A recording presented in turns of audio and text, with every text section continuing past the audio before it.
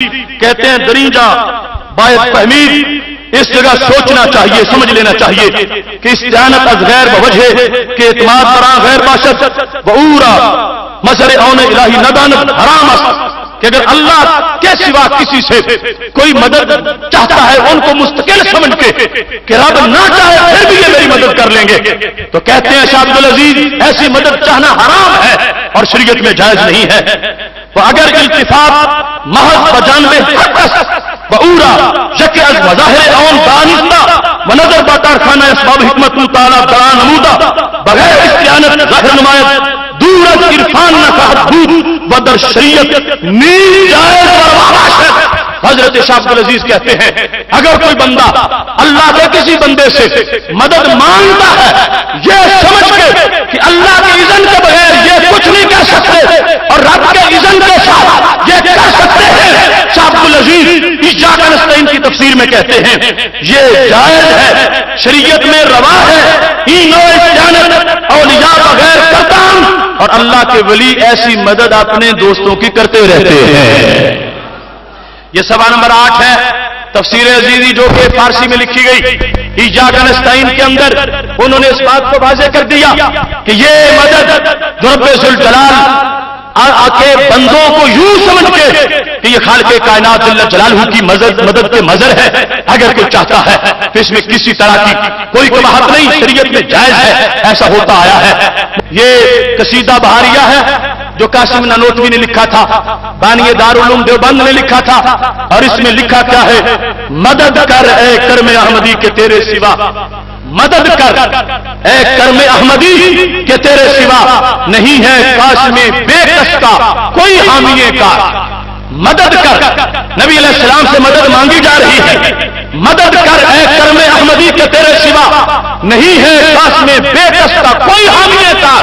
ایک تو یہ ہے نا صرف جائز ہوتا مانگنا، کہتا ہے تمہارے سوا میری کوئی کر ہی نہیں سکتا، مدد کر اے کرم احمدی کہ تیرے سوا نہیں ہے کاش میں بے کس کا کوئی حامی کار۔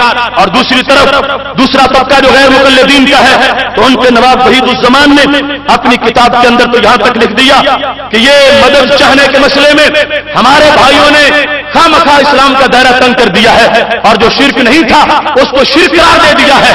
کہنے لگا ادھر حضرت حسان شعر پڑھتے ہیں تو نبی علیہ السلام فرماتے ہیں اللہم ایدہ بروح القدس، اے اللہ حسان کی جبریل سے مدد فرما دے۔ تو یہ دلیل دیتے ہوئے غیر مقلد اور ان کا امام یہ کہتا ہے کہ میرے نزدیک جائز ہے، میں کہتا ہوں قبلہ دین مدد، کعبہ ایمان مدد، ابن قیم مدد، قاضی شکان مدد، یعنی اپنے دو مولویوں کا نام لے کے جو فوت ہو چکے ہیں کہتے میں تو ان سے بھی مدد مانگتا ہوں، اور ان کی مدد کے نعرے اپنی کتاب کے صفحہ نمبر 23 پر ہدیۃ المہدی میں لکھے ہوئے ہیں۔ اگر مانگنے پہ آئے تو قاضی شکا سے مانگ لیں، نہ مانگنے پہ آئے تو داتا صاحب سے دشمنی کرے، یہ اپنی اپنی سوچ ہے، اپنا اپنا انداز ہے۔ لیکن اہل سنت و جماعت ہمارے لیے کوئی یہ نئی بات نہیں، خالق کائنات جل جلالہ نے راہوں کو روشن کیا اور اب تک وہ راہیں روشن ہیں۔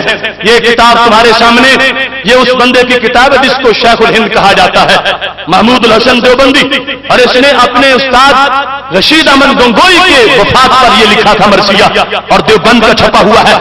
اس کے اوپر جو لقب لکھے ہوئے ہیں رشید گنگوئی کے، اگر آپ یہ داتا صاحب کو لکھیں تو آپ پر 1000 فتویٰ لگے گا۔ رشید گنگوئی کو لکھا ہے قطب العالم، خاتم الاولیاء والمحدثین، فخر الفقہاء والمشائخ، حضرت علی ماوائے جہاں۔ ہم نبی علیہ السلام کو کہیں یتیموں کا ملجا، غریبوں کا ماوا، تو کہتے ہیں نہیں نہیں، پناہ صرف خدا دیتا ہے اور کوئی بچا نہیں سکتا۔ اور یہ لکھا ہے ماوائے جہاں، یہ مولوی ہمارا سارے جہانوں کو پناہ دینے والا ہے، مخدوم الکل، ساری کائنات کا مخدوم ہے، مطاع العالم، سارا جہان اس کی اطاعت کرتا ہے۔ یہ اس کے بارے میں لکھ کر آگے شعر لکھتے لکھتے اب یہ شعر ہے ہوائے دنیا و دین کے کہاں لے جائیں ہم یارب، ہوائے دین و دنیا کے کہاں لے جائیں ہم یارب، گیا وہ قبلہ حاجات روحانی و جسمانی۔ اے اللہ رشید اول مر گیا ہے تو ہم حاجتیں کیسے پوری کروائیں؟ یہ دیکھو عقل پہ پردہ، ہوائے دین و دنیا کے کہاں لے جائیں ہم یارب۔ اللہ کو کہتے ہیں اب حاجتیں کون ہماری پوری کرے گا؟ یارب حاجتیں کون ہماری پوری کرے گا؟ کیوں گیا گیا وہ قبلہ حاجات روحانی و جسمانی. جو روحانی جسمانی حاجتیں پوری کرتا تھا وہ تو فوت ہو گیا ہے. فوت ہو جانے والوں کے اس انداز پر اور یہ حاجات رب کو کہہ رہے ہیں بتا اب ہم کس سے مانگے. وہ جس سے مانگتے تھے وہ فوت ہو گیا ہے. تو ہم اس عقیدے کو کلیئر کرنا چاہتے ہیں. ہم وہ نہیں کہ جن کو کسی دو روحی کا اور دوسرے انداز کا سامنا کرنا پڑے. رب ذوالجلال نے اہل سنت و جماعت کو یہ عظمت عطا فرمائی ہے. حضرت صدیق اکبر رضی اللہ تعالیٰ عنہ سے لے کر آج کے مومن تک بالکل مساوی مسلسل عقیدہ ہے کہ رب ذوالجلال کا اذن نہ ہو کوئی پتہ نہیں ہلا سکتا.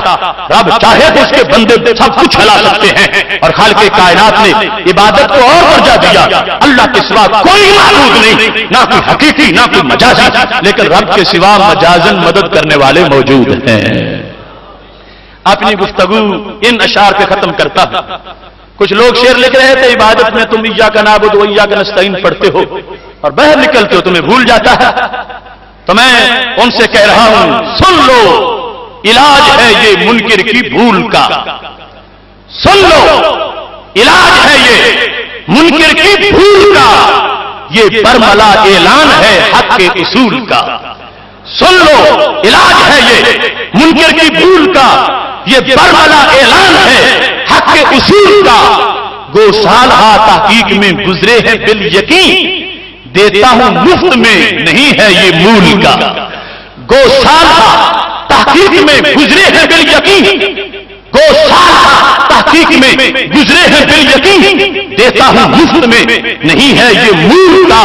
ایاک نستعین سے چھوڑے جو اولیاء, ایاک نستعین سے چھوڑے جو اولیاء. کیا دین ہے ایسے ظلم و جہور کا.